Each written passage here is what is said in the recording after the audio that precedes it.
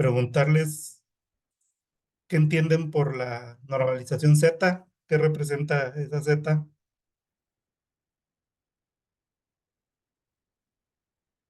Se supone que Z va a reemplazar el eje de X en una gráfica de la curva, ¿verdad? Sí, o sea, pasas de la distribución normal a una de media cero y desviación estándar uno. Pero vean, si ven la formulita, el numerador es la diferencia del un elemento respecto a la media, ¿sí? Y entonces si lo dividimos entre la desviación estándar, nos da una idea de cuántas veces esa diferencia representa la desviación estándar, ¿sí? Por ejemplo, en estos dos casos es menor, la diferencia es menor que la desviación estándar. Entonces nos habla que esos valores no están tan dispersos. En cambio, si aquí diera un 3, significaría que el valor X, la diferencia respecto a la media es 3 veces la desviación estándar. ¿Sí lo ven?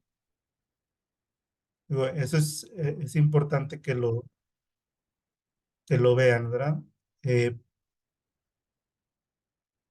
entonces, se quedaron en estos ejercicios, sino lo que me comentaron.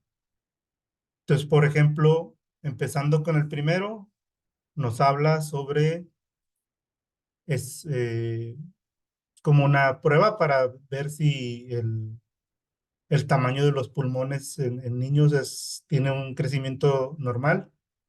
Y lo que nos dicen es qué proporción de niños están dentro del rango de 1.5 desviaciones estándar respecto a la media, ¿sí?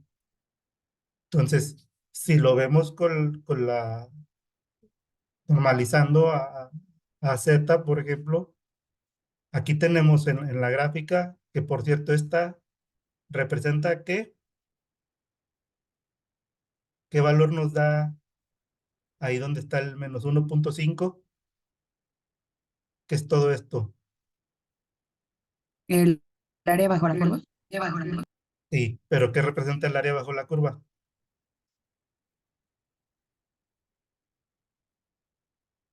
¿Porcentaje? Y la probabilidad de que ocurra este, hasta ahí, hasta ese valor, eh, la suma de probabilidades hasta ese valor, ¿verdad? Entonces, si nos preguntan cuál es qué proporción de los niños caen en este rango, ¿qué tenemos que hacer?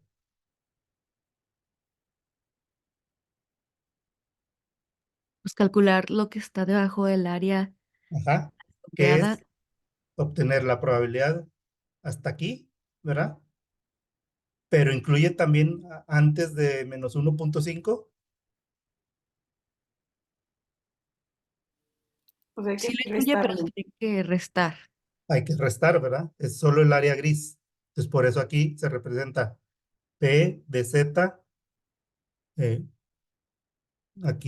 sí, perdón, es menor o igual a 1.5, que es este, menos P de Z, aquí debe ser mayor, ¿verdad?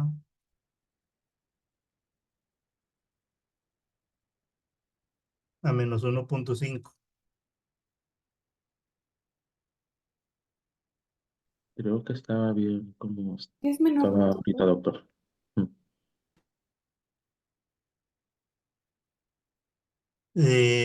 ¿Por qué dicen es menos 1.5?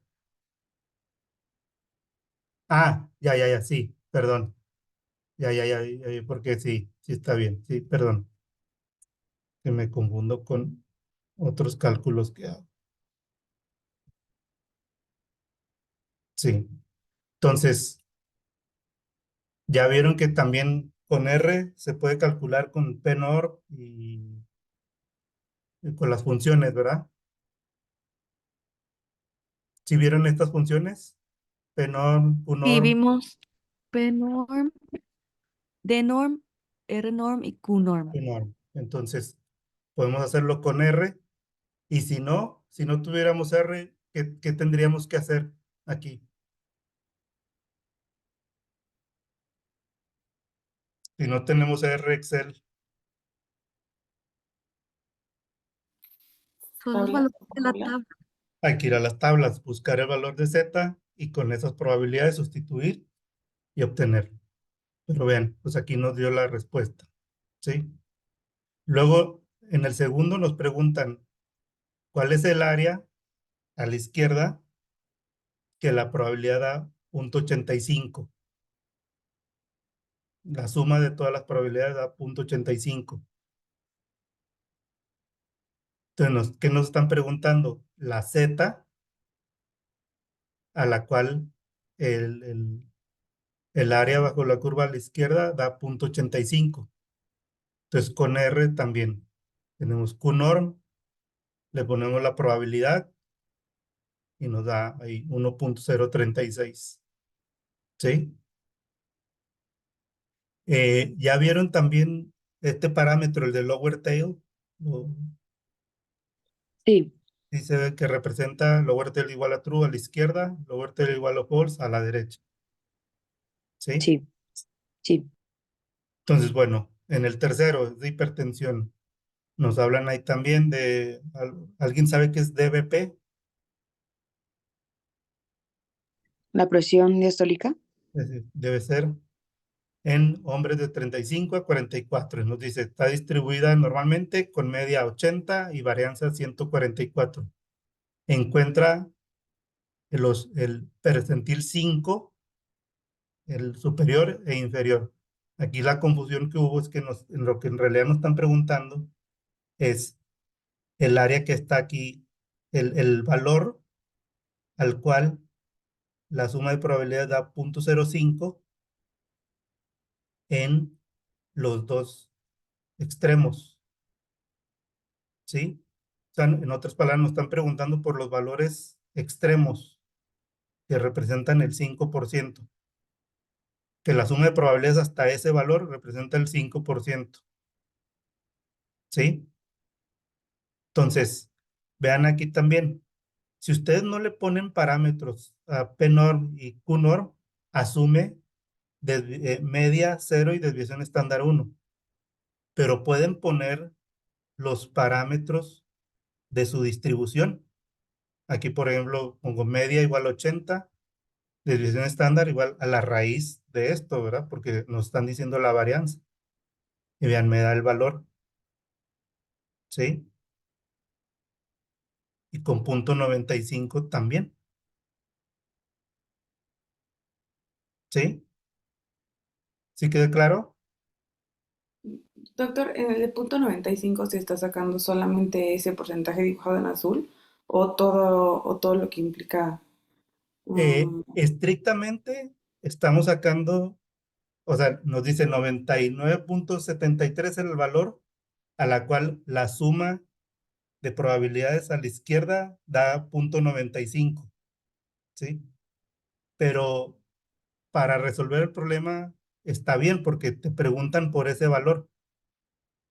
¿Sí me explico? Sí, ¿Sí? Si fuéramos así, si yo fuera un, espérame, Patrick, ahí voy. Si fuera un, este, bueno, discúlpeme la palabra, voy a explicar. Un nazi del procedimiento, eh, ¿qué crees que deberíamos de hacer?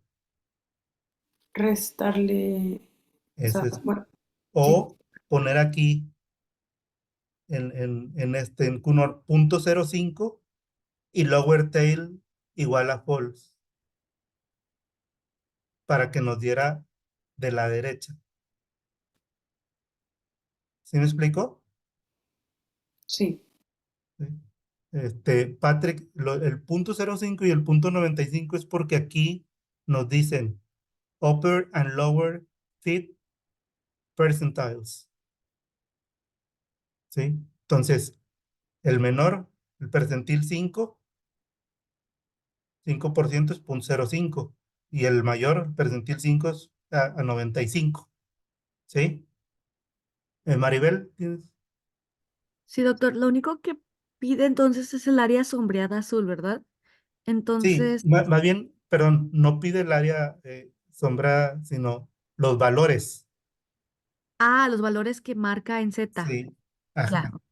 Pues, Sí, por eso aquí, o sea, le interesa saber si la media es 80 milímetros, ¿dónde está el valor 0.05 menor? En 60.3 y el mayor en 99.7, ¿sí? Ahora aquí, ojo, para que vean que se puede resolver si no tuviéramos R, eh, obtenemos la Z a 0.05, que es menos 1.644, ¿sí? Y en la formulita de Z vamos sustituyendo los valores. En realidad lo que nos están preguntando es por X barra, ¿sí? Porque la media mu, ahí la tenemos, y la desviación estándar sigma, ahí la tenemos, ¿sí? Entonces, si despejamos, nos da el mismo valor, salvo ahí unos decimales. ¿Sí ven? Entonces, sí, Natalia. Y por ejemplo, si nos pidieran calcular el área bajo o sea, del percentil para abajo, de los dos que están estableciendo el 0.05 y el 0.95, ¿se sumarían ambas áreas sombreadas? Eh, es que no creo que te pregunten algo así porque ya ¿Así? el Ah, hecho de ok. decir el percentil ya te está diciendo es el área. ¿Sí me explico? Ah, ok. Ujú. Sí. Más bien lo que te podrían preguntar es que no te digan nada y que te digan el 60.3, ¿qué área representa? El valor 60.3, ¿qué área representa? O el 99.7, ¿qué área representa? Y ya decir que es el percentil 0. O sea, 5 según, ajá, o que te pregunten eh, el valor 90, ¿verdad? O sea, sí, o te pueden preguntar en lugar del percentil 5 el 20, ¿sí? Entonces, vean también desde el punto de vista de su área biomédica, o sea, estos números que representan serían casos muy extremos, ¿verdad? De esa presión. Y ambos casos, a ver, corríjanme si estoy equivocado, pero tanto presión muy baja como alta, pues pueden representar un problema de salud, ¿verdad? Sí. Sí, Entonces, hasta aquí todo claro. sí, doctor. sí, gracias. Entonces, vamos a los siguientes. Son también así una serie de problemas. Entonces, acá sí es más enfocado como ecología. Nos pregunta sobre el diámetro de los árboles. Entonces dice que están definidos como distribuidos normalmente, media 8 y desviación estándar 2. Encuentra la probabilidad de que un árbol tenga un diámetro mayor a 12, ¿sí? Entonces vean, otra vez aquí como nos están preguntando mayor a 12, en realidad nos están preguntando por la probabilidad del área bajo la curva en la cola de la distribución al lado derecho, ¿verdad? Entonces, ¿qué podemos hacer? Lo que ahorita mencionaban, restar, ¿sí? Acuérdense, restar si consideramos el lower tail igual a true, ¿verdad? O pueden hacer el lower tail igual a false y les tiene que dar este mismo número sin restar, ¿sí? Ojo con eso, traten de practicar para que les quede muy claro cómo lo hace R. pero aquí pues lo hacemos restando, ¿sí? Y nos da un 2%, 2.20 algo por ciento, ¿sí? O si, ahí voy, Natalia, si calculamos la Z y en lugar de sustituimos con la Z y nos da lo mismo, ¿sí? Adelante, Natalia. En este caso, o sea, sí se podría hacer a la derecha, o sea, pero pondríamos 11, ¿verdad? Para no hacer la resta y que se tome a partir del 12 para arriba. Ajá, bueno, lower Ah, tail igual a false, ok, ¿sí? pero es válido Este, hacerlo de los dos modos. sí, sí, sí. Y ojo, si traten de practicar eso, o sea, que les quede claro esa noción desde, desde la conceptualización gráfica, ¿sí? O sea, no digo, pues eh, nadie los está criticando ni nada, o sea, pueden ustedes desde hacer esa gráfica, imaginarse qué les están preguntando, porque de esa manera pueden visualizar mejor cómo aplicar, cómo usar las funciones de R, ¿sí? Por eso les puse aquí la gráfica, para que vieran qué nos está preguntando, ¿sí? Ahora, este último problema lo vamos a resolver como viene en el libro, ¿sí? Pero ahorita comentamos algo. Entonces, aquí nos dicen, nos hablan sobre el glaucoma y hay presión intraocular alta, ¿sí? Entonces, de nuevo nos dicen, está distribuida normalmente con media 16 y desviación estándar 3. Y nos dicen, si el rango normal se considera entre 12 y 20, ¿cuál es el porcentaje de la población que cae en ese rango? ¿Sí? Ojo aquí, ¿por qué les digo? Ellos hablan aquí, calculan el rango de 11.5 a 20.5 porque ocurre que en muchas de las pruebas médicas o los instrumentos en realidad no nos dan un valor exacto, o sea, el 12, nos dan una, eh, pues, un rango, ¿sí? En este caso, ellos consideran que si ustedes quieren, van a medir y creen que es 12, el rango va a estar de 11.5 a 12.5. ¿Sí me explico? Entonces, el 20, el rango va a estar de 19.5 a 20.5. Y por eso hacen este cálculo, ¿sí? Una corrección ahí, ¿sí? Entonces, si lo hacemos como ellos lo hicieron, entonces, ¿qué nos están preguntando? El área bajo la curva entre 11.5 y 20.5, ¿verdad? Y ya vimos que calculamos el área bajo la curva en el valor mayor y se lo restamos al área bajo la curva del valor menor si tomamos en cuenta que es suma de probabilidades a la izquierda, ¿sí? Y vean, ahí nos da el 86.6 que nos dice. ¿Qué otra cosa también podemos hacer? Pero vean que aquí está calculado con la función de R, especificando la media y la desviación estándar. ¿Qué otra cosa podemos hacer? Obtener la Z, ¿sí? Y hacer lo mismo. Doctor, ¿es necesario obtener ambas zetas o con una es más que suficiente? En realidad, sí, si estuvieras bajo presión, sí, con una es suficiente porque eh, por la simetría, nomás que te tienes que asegurar que haya la misma distancia de la media hacia los extremos, ¿sí? Sí.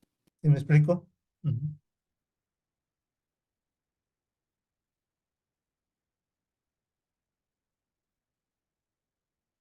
Sí, Patrick, porque es lo que les comentaba, el libro así lo está estableciendo. En realidad debería ser con 12 y 20, pero el libro ahí comenta que al medir la presión intraocular, en realidad no te da un 12, te puede dar un 11.5 a 12.5. ¿Sí me explico? Y el 20 te puede dar de 19.5 a 20.5. ¿Sí? O sea, el instrumento con el que usas para medir la presión, eso es lo que en realidad devuelve como lectura. Por eso es que aquí lo toman de 11.5 a 20.5. ¿Sí? O sea, incluimos este ejemplo porque creemos que representa eso, o sea, una realidad, ¿verdad? Es algo que puede ocurrir en el mundo real. ¿Sí? ¿Sí quedó claro, Patrick? Sí, doctor, gracias. Muy bien. Entonces, con esto terminamos y vean que hay bastantes distribuciones. Y aquí les preguntaría, ¿por qué creen que la gente en qué habrá sido cuando hubo el mayor avance? ¿El siglo XVIII? ¿Siglo XIX, perdón? Eh, que se haya tomado la molestia de estar, bueno, algunas distribuciones sí son del siglo XIX, otras ya son del siglo XX, eh, que se hayan tomado la molestia de estar obteniendo las distribuciones y todas estas distribuciones. ¿Por qué creen? ¿Para qué nos servirán las distribuciones? Y adelante, Natalia. Yo pienso que para evaluar el comportamiento de las variables y ver, pues cuándo, o sea, qué es lo que conviene dependiendo de las variables que se están estudiando y dónde te conviene más hacer un tipo de distribución o de otro. Exacto, o sea, es modelar eh, un, un- sus, sus datos para que caigan dentro de cierta distribución y poder hacer cálculos que te sirvan para hacer inferencias sobre tus datos, dado que solo, como ya hemos visto, eh, es altamente probable que solo tengamos acceso a muestras, no a la población completa. Entonces, las distribuciones nos sirven para hacer inferencias, ¿sí?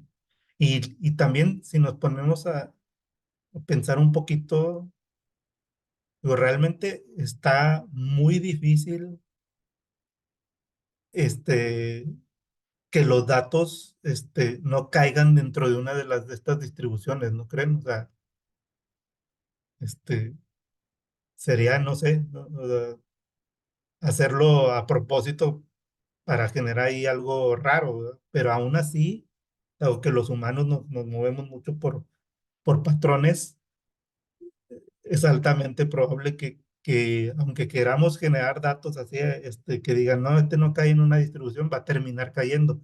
Y más, ahorita vamos a ver si el número de datos va creciendo, ¿sí? Entonces, pues bueno, hasta aquí, ninguna duda, pregunta.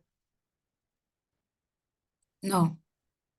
Entonces, yo nomás le obedezco y la doctora Raquel me dijo que les dejara esta tarea, la tarea 2 de probabilidad. Entonces, ya la incluí ahí en Canvas. Aquí está, ¿sí? Son los problemas que vienen ahí en el slide, ¿sí? Ahí nada más tengan cuidado de que no se les empiece a acumular trabajo, ¿sí? Porque acuérdense que también van todos en segundo semestre, creo, y empiezan a trabajar también con su tesis, entonces ahí traten de tener cierta organización. Bueno, ahora vamos a pasar a otro tema que es distribución muestral de medias y estimación. Entonces aquí, vean, hay un teorema que se llama el límite central que nos dice que cuando empezamos a muestrear aleatoriamente de una población con media mu y desviación estándar sigma, cuando la n es suficientemente grande,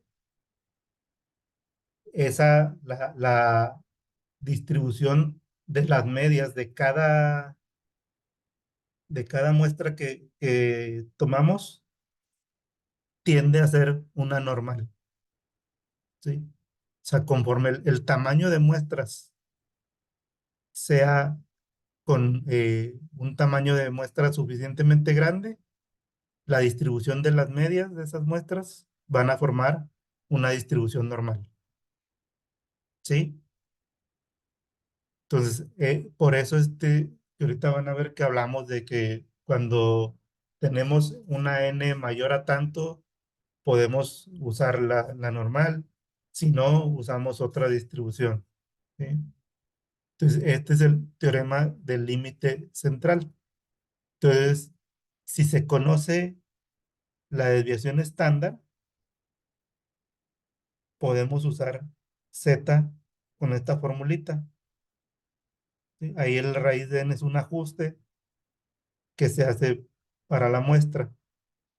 Y si no se conoce sigma, usamos un estadístico t, que es de la distribución t. Sí, ahorita la vamos a ver. Entonces, vean, ahí nos están mostrando eh, distintos, la densidad de distintos muestras con tamaños diferentes. Por ejemplo, aquí la primera con n igual a 1, con 5, con 10, y vean cómo poco a poco se va pareciendo a una distribución normal, conforme va creciendo el tamaño de n, ¿sí? Entonces, aquí también, perdón, les quiero mostrar déjenme voy a esa página, aquí ya lo tenía. Entonces, también, por si quieren verlo, es un libro de bioestadística, ¿sí? Se llama Apply Biostats. Ahí se pueden ir a ver y los temas y está hecho en R. Entonces aquí nos pone el autor, esto lo hace con algún paquete de R que se llama Shiny, que te permite hacer como una especie de página donde puedes hacer ciertas funciones. Entonces nos dicen, vean, tamaño de muestra 1, distribución uniforme. Entonces ahí sí vemos el histograma, la función de densidad, el QQ-plot, ¿no? y la distribución acumulativa y todavía no representa una normal. Pero si vamos aumentando, se va apareciendo. ¿Sí? Vean, ahí se va apareciendo ya lo que es una normal. Otra distribución, una binomial con 1, vean, pues sucede cosas muy raras, ¿verdad? O sea, hay tantos no éxitos y tantos éxitos. Pero si vamos aumentando el tamaño de muestras, empieza ahí a parecerse a la normal. Pero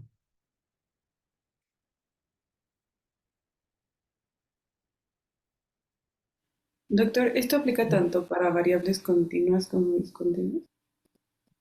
eh, en este caso, distribuciones sí, porque la binomial la podrías ver como, eh, a ver, me dijiste variables continuas o discretas. Sí, perdón. Ahí fíjate que la verdad no estoy seguro, pero es que el problema de las discretas es, eh, imagínate que nomás tienes 3 valores de la discreta, pues esto no hay de otra más que cae bueno, pero aquí lo que van representando es el porcentaje en la binomial, la proporción de éxitos, ¿sí? Sí, ahí habría que ver si, o sea, qué representas como la media. Sí, o sea, si una variable discreta de 3, por ejemplo, que es la media de obtener una muestra de esa variable. No sé si me explico. O sea, imagínate que la variable solo puede ser A, B, C. Entonces, ¿a qué le llamas media? ¿A la proporción de B, a la proporción de C, a la proporción de A? ¿Sí me explico? Sí, creo que sí. ¿Sí? Aquí en la binomial, como solo es prácticamente 0, 1, ¿sí? Lo que estamos viendo es la proporción de éxitos con esta probabilidad, ¿sí? Y entonces, conforme se aumenta el número del tamaño de la muestra, esa proporción va asemejando una distribución normal. ¿Sí me explico? Sí. ¿Sí quedó claro? Entonces, vámonos acá a la presentación. Entonces, ¿esto por qué es importante? Porque van a ver, tiene cierta repercusión a la hora de decidir si podemos asumir una distribución normal, usar ciertos parámetros u otros, perdón. Entonces, esa distribución, la T de Student, la que les comentaba, surge de un señor que se llamaba William Gossett, que trabajaba en la cervecera Guinness. ¿Alguien ha probado la cerveza Guinness? No, pero creo que Mm, tiene un premio, ¿no? No, nadie ha probado la Guinness. Yo sí. Ay, ya me había asustado y que ahora resulta que estoy aquí con este puros santos. Nada, se crean, digo, no tendría nada de malo. Pero bueno, la Guinness ahí tiene su historia. Sí, es una cerveza muy amarga, a mí no me gusta para nada. Entonces, él recurrió al nombre de Student porque pues ya no querían divulgar secretos o información confidencial sobre el proceso de la cerveza. ¿Sí? Y lo que hizo fue que ver qué pasaba cuando las muestras el tamaño de la muestra era más pequeño. O sea, lo que vimos es, de acuerdo al teorema del límite central, eh, con el tamaño, o sea, si el tamaño de la muestra es suficientemente grande, este seguirá la distribución normal. Entonces, si conocemos la desviación estándar, podemos calcular el estadístico Z y emplear la distribución normal para hacer cualquier inferencia, ¿verdad? Pero en tamaños muy pequeños y que no conocemos la desviación estándar de la población, pues aquí lo que sugirió Gossett fue usar esta distribución T de Student, que calculamos el parámetro T con esta formulita, ¿sí? Que es muy similar al de Z, pero lo que cambia es cómo vemos la curva de distribución y por lo tanto las tablas. Entonces aquí, como les decía, la ecuación es prácticamente igual. Se reemplaza la desviación estándar de la población por la de la muestra. Y aquí lo que decimos usualmente es que con n mayor a 30 podemos usar la distribución normal. Pero con n mayor o igual a 30, con n menor a 30 podemos usar la t-student. ¿Sí? Entonces vean, la t-student también tiene algo que se llama, que aquí está a la derecha, que ahorita vamos a ver, grados de libertad, que son el número de muestras menos uno. Entonces, conforme aumentan los grados de libertad, pues la distribución se va pareciendo cada vez más a la normal con media cero y desviación estándar 1.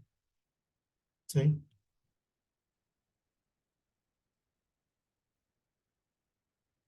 Entonces, ¿qué es lo que difiere la t de respecto a la z? A que precisamente la varianza no es igual a 1 como en la de z, sino que depende del tamaño de la muestra, ¿sí? Y solo cuando la muestra tiende a infinito, o sea que es muy grande, las distribuciones van a ser las mismas, pero en digamos, una manera de simplificar es cuando n mayor o igual a 30, ¿sí? Eso es lo que usualmente ocurre, que cuando tienes ese tamaño ya puedes hablar de que se comporta como una distribución en la que puedes usar z, ¿sí? Entonces, por eso le digo, el parámetro aquí se agrega, son los grados de libertad, que se definen con n-1.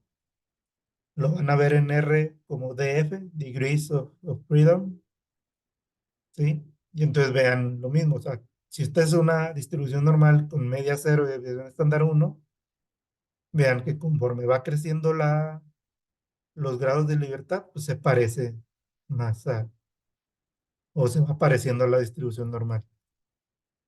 Entonces, en las tablas lo van a ver igual, la probabilidad, pero aquí además van a ver los grados de libertad,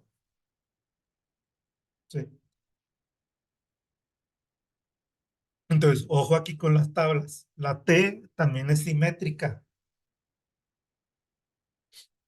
¿sí? Entonces, dependiendo de las tablas que les dé, si la parte de la derecha o la parte de la izquierda. Sí, aquí nos está diciendo la parte, nos está dando la parte de la derecha. Por eso a 0.005, vean que el valor es muy grande, ¿sí? Y va disminuyendo conforme aumenta el tamaño de alfa. En R, que hacemos QT, ¿sí? Por ejemplo, vean QT con probabilidad 0.1 y grados de libertad igual a 3, ¿sí? Con lower tail nos da esto, el 3, 1.6377, pero negativo, ¿sí? Si hacemos 1 menos y usamos en lugar de QNorm o PNorm PT, con Q igual a 63.55, este valor que está aquí, grados de libertad igual a 1, me da el 0.005, ¿sí? Restando. O si le pongo lower tail igual a false, me da el mismo valor. ¿Sí ven? Entonces, hay que nada más tener cuidado. Digo, si podemos usar R, pues muy bien. Qué bueno, porque R tiene ahí la flexibilidad, pero si no, y solo ahí tenemos una tabla, pues hay que ver qué es lo que nos da la tabla, ¿sí? Entonces, hasta aquí todo bien.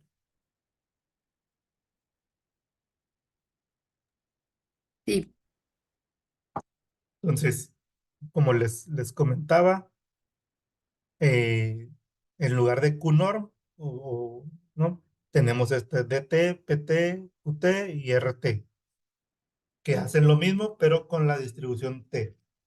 Entonces, imagínense aquí, dicen, ¿cómo podemos generar una gráfica de una distribución normal con 1000 números aleatorios y compararla contra la distribución T-Student de 1000 números aleatorios y grados de libertad igual a 5? O sea, aquí se los ponemos no solo para 5, para varios. Entonces, vean, para la normal, pues uso RNorm con 1000, ¿sí? Para la distribución T con grados de libertad 5, RT, N1000 y DF5, con grados de libertad 15, 30 y 100. Y entonces se grafica la densidad de la normal, y luego aquí hay una función lines que nos permite ir agregando ahí otros datos y al final pues ahí le ponemos la leyenda para ver qué representa cada uno. Entonces vean cuál es el rojo, el de con 100 y es el que está ahí más arriba, más cerca a la distribución normal, ¿sí? Ven que los otros, el naranja, por ejemplo, en 30, el verde en 5, ahí algunos tienen de repente algunos comportamientos ahí medio raros, ¿sí? Entonces, por eso con esto también podemos ver eso, que conforme va aumentando los grados de libertad, se va pareciendo a una normal. Entonces, igual en la tabla, vean, de aquí en la tabla nos dicen grados de libertad y la T al área bajo la curva del 97 o el percentil 97.5 y la Z, ¿sí? Pues vean, la Z no cambia, es la misma, ¿sí? Pero la T va cambiando, se va pareciendo a la Z conforme aumentan los grados de libertad, ¿sí? Entonces aquí les ponemos esto de QT, recuerden cómo se trabaja en R para obtener este número, ¿sí? Donde lo podemos hacer de las dos maneras, es simétrico, ¿sí? Y aquí, a ver, alguien que me pueda decir qué está haciendo este código,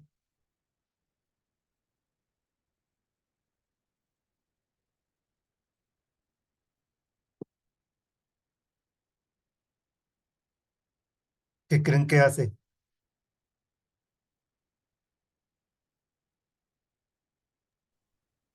Yo creo que nos darían la gráfica de cómo se ve estos datos.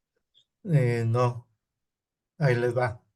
Digo, esto se los pongo nomás de ejemplo, pero sí, es mucho pedir que lo visualicen.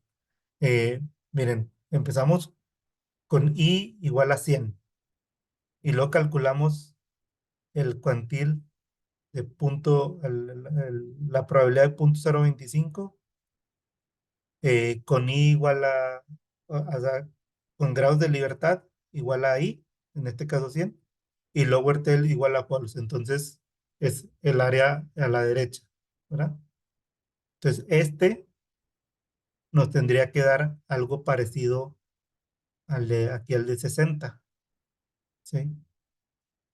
A lo mejor 1.98, ¿sí? No lo imprimí aquí, pero luego le digo, esta función en R es while, es mientras que este valor xt, que es el valor del parámetro t, menos 1.96, que es el de z, mientras esto sea mayor a 0.0001, o sea que la diferencia no sea tan pequeña, ahí le sumamos 100 y volvemos a hacer el cálculo. O sea, vuelve a hacer el cálculo de la t, pero ahora con más grados de libertad, o sea, con más muestras. Y resulta que llega al valor de 1.9601, o sea, ya muy parecido a Z, cuando ahí vale 17.500, ¿sí? O sea, esto nomás de los queremos poner, pues porque si ponen aquí en la tabla a infinito, pues ahí se ve así como muy abstracto, ¿no? Pero de acuerdo a R, más o menos con 17.500 muestras ya es prácticamente igual T y Z, o exactamente igual, ¿sí?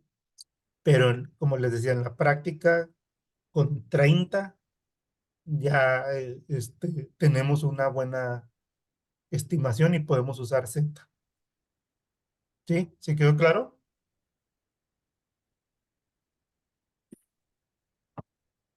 Y Entonces, es que ¿perdón? ¿Cuándo lo podemos usar? O sea, tiene que descargar, fue el que nos enseñó ahorita, ¿no? ¿El qué, perdón? El programa que nos enseñó para poder hacer las gráficas. Ah, ahí está en el slide.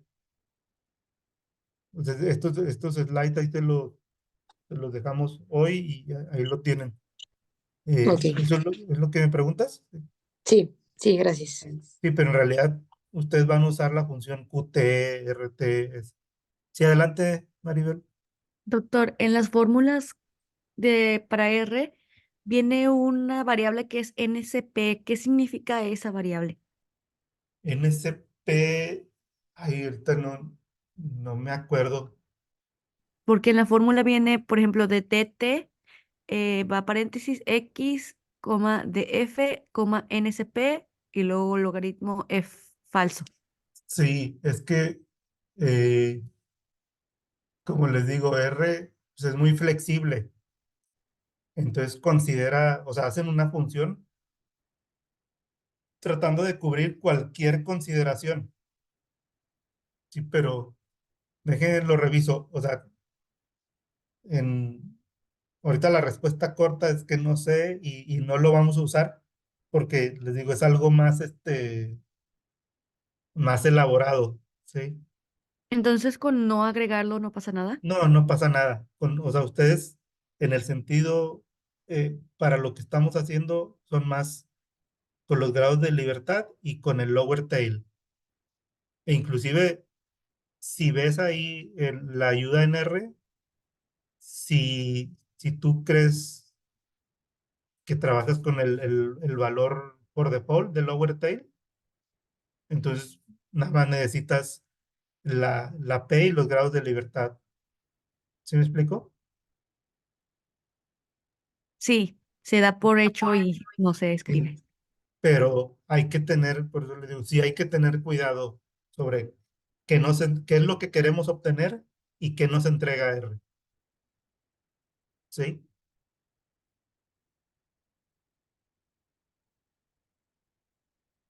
Entonces, bueno, para un intervalo de confianza de mu, tenemos esta formulita, ¿sí? Que vean, aquí el libro nos indica que esta la podríamos usar con n mayor a 200, pero nosotros vamos a asumir con n mayor o igual a 30, ¿sí? Entonces, un intervalo de confianza de según qué porcentaje quieran, pues va a ser el, el valor que obtienen de media menos, más menos, z de 1 menos alfa entre 2 por la desviación estándar de la muestra entre raíz de n. Y el otro valor se le suma z también, el mismo valor, ese de z de 1 menos alfa entre 2 por s entre raíz de n. ¿Sí? Entonces, dentro de ese rango, a este nivel de confianza, estimamos nuestra media. ¿Sí? Entonces, ¿qué pasa cuando n es menor a 30 y no conocemos tampoco, no conocemos la varianza? Entonces usamos t, donde t lo que cambia es que vean que también ahí tiene un n-1, que son los grados de libertad. ¿Sí? Entonces, por eso les decía ahorita, este es nuestro criterio. N mayor o igual a 30, usamos z. N menor que 30 o no conocemos la, la varianza, t. Ahorita vamos a ver un ejemplo. Aquí está. Entonces, vean, nos dicen, estamos detectando la bilirrubina en suero para niños de 4 días de nacido. Entonces nos dicen que la media de la muestra de 16 es 5.98 y asumimos que esos niveles están distribuidos normalmente con desviación estándar 3.5. Entonces nos piden los intervalos de confianza para mu a 90, a 95 y a 99. ¿Sí? Entonces aquí una representación ahí gráfica y vean qué datos tenemos. Media de la muestra 5.98, sigma 3.5. Vean que sigma es lo que asumimos de la población y n igual a 16. Entonces vean aquí, nos dicen que a 90% Z es 1.645. ¿Sí? O sea, a 0.05. ¿Por qué? Acuérdense que aquí es 1 menos alfa entre 2. ¿Sí? Entonces, sustituimos valores y ahí nos queda que el rango ahí está entre 4.54 y 7.41. La Z pues también la podemos obtener ahí con R. Y entonces aquí les pregunto, ¿por qué usamos Z si la muestra es menor a 30? Porque conocemos La sigma. sigma. Exactamente. ¿Sí? Entonces, tienen que ver qué datos obtienen, qué datos tienen y de ahí decidir. ¿Sí? Si no conociéramos esta, entonces sí tendríamos que usar la distribución T, ¿sí? Y con la fórmula similar. Doctor, yo no entendí de dónde sacó la Z. Esta Ujú. con probabilidad 0.05, ¿sí? Porque nos piden el intervalo de confianza de 90. 90. Ok, sí. Entonces, 0.05 de un lado y 0.05 del otro. ¿Sí?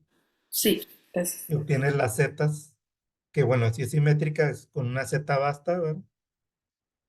Entonces con la 0.05. Por ejemplo, a 95%, ¿qué zeta vamos a calcular? ¿A qué nivel, a qué probabilidad? 0.025. Exacto, 0.025. Entonces sustituimos valores y nos da 4.265 y a 7.695. Acá nos dio 4.54, 7.41. Y luego a 99% obtenemos la Z de 0.005 y el intervalo nos da 3.7 a 8.23. ¿Qué patrón ven? A 90, 95, 99. Conforme aumenta el nivel de confianza, ¿qué va aumentando? Vean, Z 1.664, Z 1.96, Z 2.5. ¿Sí? ¿Aumenta el rango? Aumenta el rango y el valor de Z. ¿Sí? ¿Les creen que tenga sentido? Sí, porque estás acotando tu muestra para que te dé valores mucho más específicos o con un intervalo de confianza mucho más alto. Ajá, conforme aumentas el valor de, de confianza, ¿sí? Pues el rango va a aumentar. Porque es como si ustedes si jugaran al de tiro al dardo, que hay una rueda con puntaje, por la probabilidad de que le atinen el dardo a la rueda es con un círculo más pequeño o más grande. Más ¿Cuál es la grande. probabilidad más alta? Es más grande, ¿verdad? Sí, algo parecido sucede aquí. Entonces el rango va creciendo con el nivel de confianza. Entonces también tenemos la distribución G cuadrada para calcular intervalos de confianza de la varianza, ¿sí? Y aquí es una fórmula similar en el sentido de que calculamos el parámetro de G cuadrada también con grados de libertad y con un cierto valor de alfa, y eso es n-1 por la varianza de la muestra entre el parámetro de G cuadrada, ¿sí?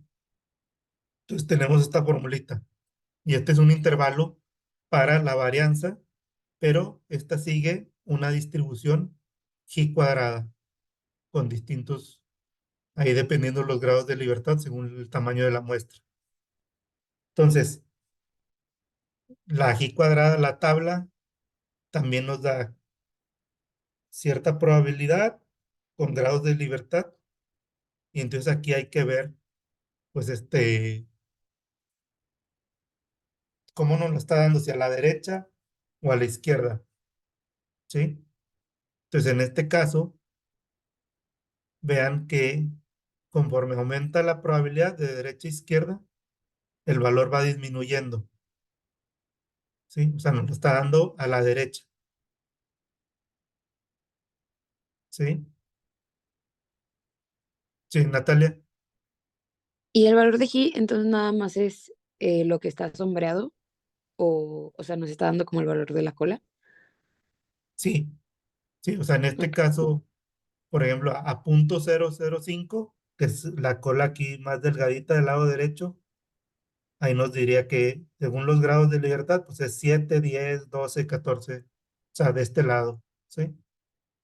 Y si vas Sí. aumentando hacia la izquierda, por ejemplo, a punto 99, pues acá muy cerca de cero, por eso es que los valores pues son más pequeños,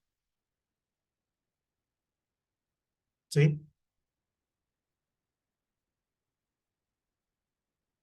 Entonces, ¿qué hacemos? También en R tiene el, una función, que aquí en este caso es UP con CHISC, ¿sí? Entonces, en este caso, miren, nos muestran con 15 grados de libertad y a punto 0,5 da 24,996. Entonces, probabilidad punto 0,5, grados de libertad 15, lower tail igual a false, ¿sí? Entonces me da el mismo valor, ¿sí?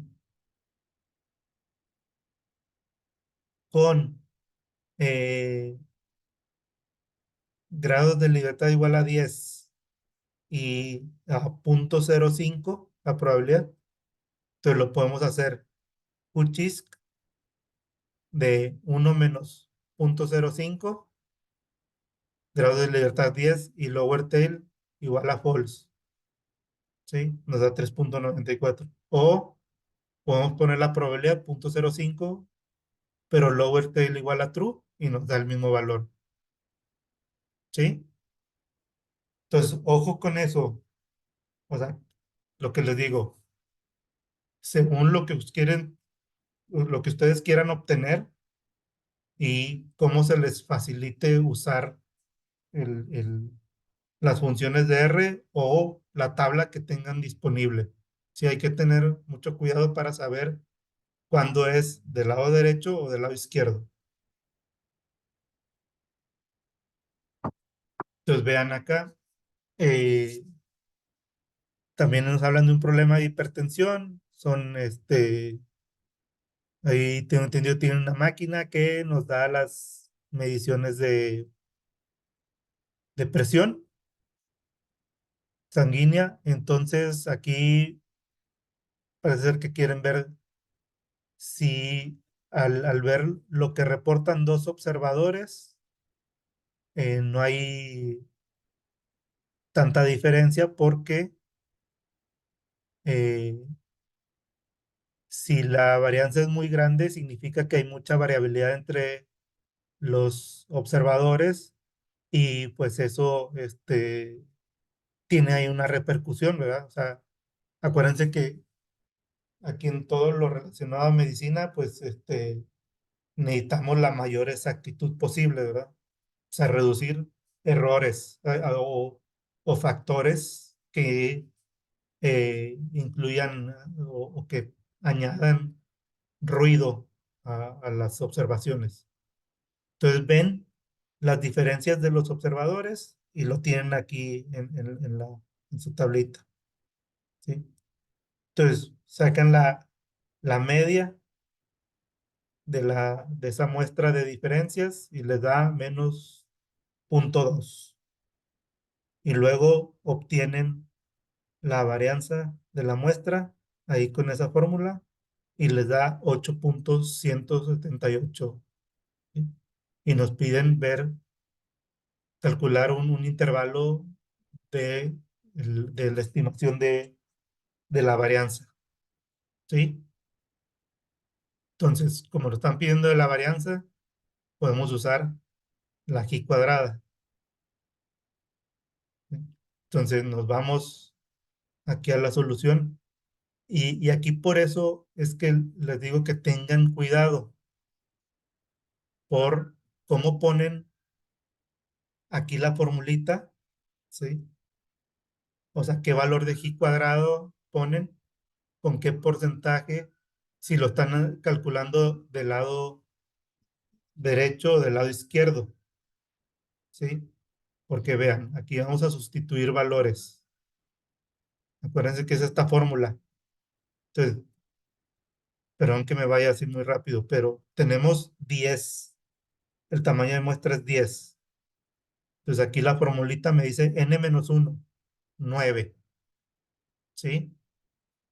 Y luego vimos que la varianza muestral 8,178. Aquí está la sustitución. ¿Sí? Pero nos vamos a calcular los valores. Y por ejemplo, si lo hacemos del lado derecho, ¿sí?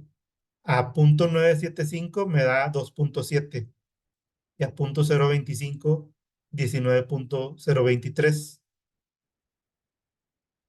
¿Sí? Pero vean cómo lo pone el libro. ¿Sí? En teoría aquí iría el 2,7, ¿verdad? Y acá el 19,23, 0,23. Y el libro los pone al revés porque lo está calculando del lado izquierdo. ¿Sí lo ven? Sí. ¿Sí? Entonces, ojo con eso. Otra intuición que debe haber. Vean que aquí en la fórmula estamos dividiendo entre la G cuadrada, ¿verdad? Entre para ahí el estadístico de G cuadrada. Sí, y vean que el numerador es el mismo, 9 por 8,178. Entonces, ¿qué pasa si un número lo divides entre un número más pequeño? ¿El resultado va a ser grande o pequeño? Grande. Grande, ¿verdad? Y viceversa, si el número lo divides entre un número grande, el resultado va a ser Más pequeño. más pequeño, ¿verdad?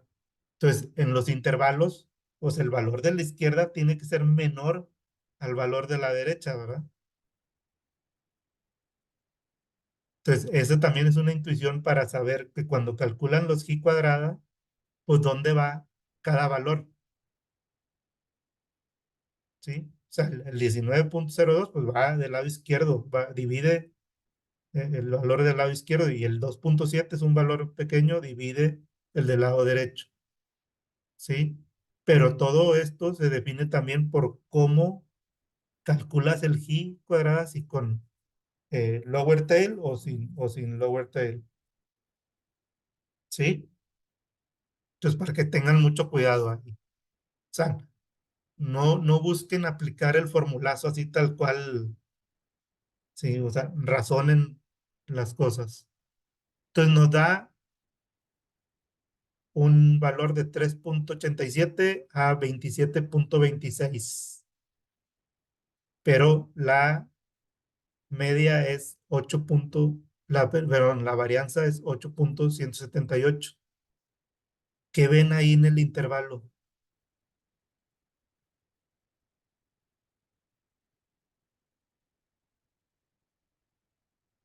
No es simétrico, ¿verdad? ¿Cómo? Sí, o sea, hacia un lado Ah, la ya, que diferencia está, es más está grande que del otro. inclinado. Sí, Ujú. acuérdense acá en la media es simétrico, por eso ponemos más menos algo, ¿sí? Pero en la varianza no es simétrico. ¿Por qué?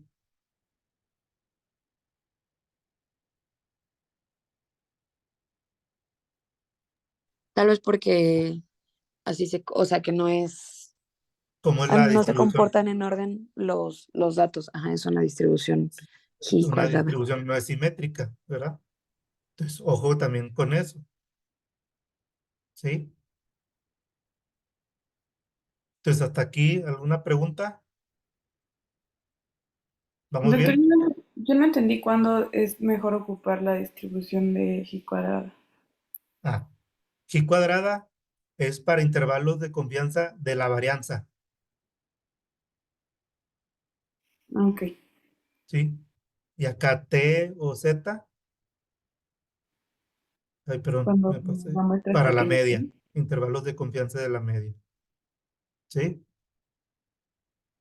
Sí. Entonces, ya por último, vamos a ver que también podemos hacer distribución muestral de proporciones. Es decir, en algunos casos, ustedes quieren decir, bueno, de la población, ¿cuántos están enfermos? ¿Cuántos responden a tratamiento?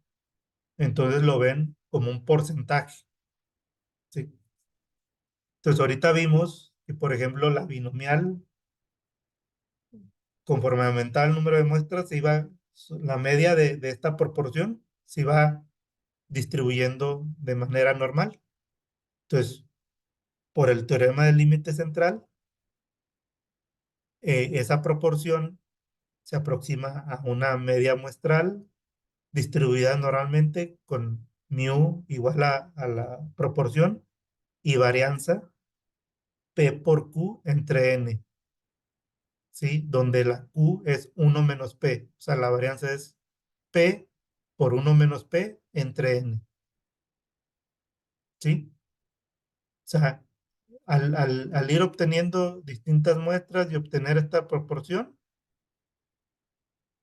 la media de los éxitos, conforme el tamaño de n crece, se va comportando como una variable distribuida normalmente con media p y varianza p por q entre n o p por 1 menos p entre n, ¿sí? Aquí estamos hablando de proporción de éxitos, que éxito es una palabra por definir cuando sucede el evento de nuestro interés, ¿verdad? No es que sea un éxito que la persona esté enferma, ¿verdad? Ojo, tengan cuidado, ¿verdad?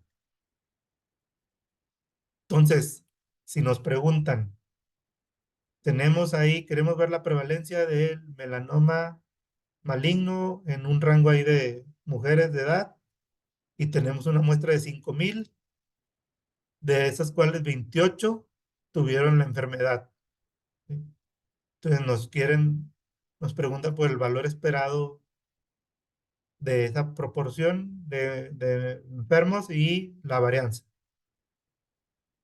Entonces, como vemos, la P se va comportando como una variable distribuida normal. Entonces tenemos que se asemeja a mu y que esta es igual a simplemente el número de casos entre el total, 28 entre 5,000, ¿sí? Nos da ahí 0.056. Entonces, y la varianza, les decía, es P por Q entre N. O sea, 0.0056 por 1 menos 0.0056 entre 5000. Entonces nos da una varianza muy bajita. ¿Sí? Y la desviación estándar, pues la raíz de eso nos da 0.001. ¿Sí? Tiene sentido porque pues mi media también es muy chiquita. ¿Sí? Entonces esto es para ver, Natalia, ¿sí? ¿Y de qué o sea, qué nos indicaría la varianza? Que dentro de de la, si tú estuvieras obteniendo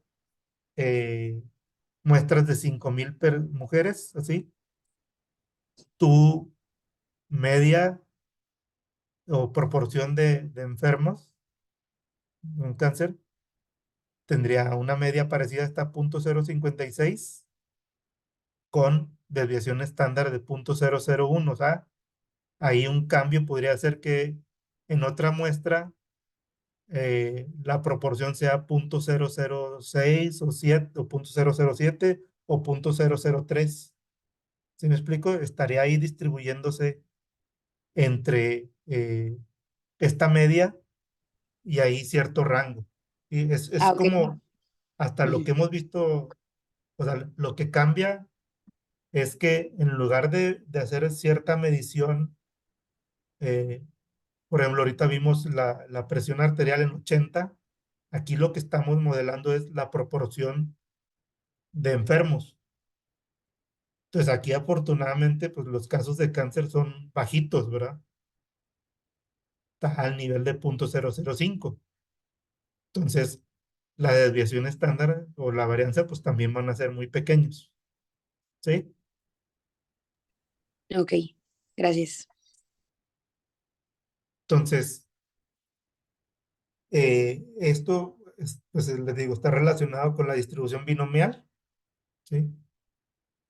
Y para que esto se asemeje a una normal, podemos suponer que se cumplan estas condiciones, que multiplicar n por p sea mayor o igual a 5 y multiplicar n por 1 menos p también sea mayor o igual a 5. ¿Sí? Esto es como lo que vimos ahorita con muestra, el tamaño de muestra mayor a 30 y asumimos normalidad y utilizamos z. Acá que se cumplan estas condiciones y asumimos normalidad. ¿Sí? Acuérdense que la p es la proporción de éxitos. O sea, aquí en este caso esperaríamos que 0.056 por 5000 fuera mayor a 5 y que 0.9944 por 5 por 5000 también sea mayor a igual a 5. ¿Sí? Entonces, ¿y qué pasa? Que si podemos asumir eso, tenemos una formulita para proporciones similar a la de Z, donde aquí, pues P es el valor que estamos obteniendo de la muestra, la P mayúscula es lo que asumimos, que nos dicen que existe de la población, y entonces podemos sustituir valores. Vean que aquí P por 1 menos P, ¿sí? Y acuérdense acá que les comentaba que la varianza es P por Q, o sea, P por 1 menos P. Y vean que aquí es muy parecida a la Z que hemos estado viendo. Entonces vamos a ver un ejemplo. Ven aquí. Se ha determinado que 85.1% de los estudiantes de una universidad fuman cigarrillos. O sea, eso es de la población. Se toma una muestra aleatoria de 200 estudiantes, calcular la probabilidad de que no más de 80% de alumnos de la muestra fume, ¿sí? Entonces, el 85.1% en esta fórmula, ¿cuál es? ¿P minúscula o P mayúscula? P mayúscula. P mayúscula. Y vamos a probar el 80%, es la P minúscula. Entonces, si sustituimos en la fórmula, nos da 0.8 menos 0.851 entre la raíz de 0.851 por 1 menos 8.51 entre 200. Y vean que la Z me da menos 2.025, ¿sí? Que es la que nos dicen aquí. Y aplicamos P-norm con esa Z y nos da 0.0214, o sea, 2.14%, ¿sí? O sea, es muy bajo de que ocurra lo que dicen ahí, porque pues ya sabemos que 85.1% de los estudiantes fuma. Entonces, al agarrar 200, la probabilidad de que de esos 280% o menos de 80% fumen, pues es 2.14%. ¿Sí? ¿Sí quedó claro? Sí. Pero el mensaje aquí es que vean que también modelar una variable como una proporción, también se cumple el teorema del límite central bajo ciertos valores de tamaño de muestra y que podemos calcular z y hacer nuestras inferencias como lo hemos hecho con otro tipo de variables. ¿Sí? Entonces, hasta aquí, ¿alguna pregunta?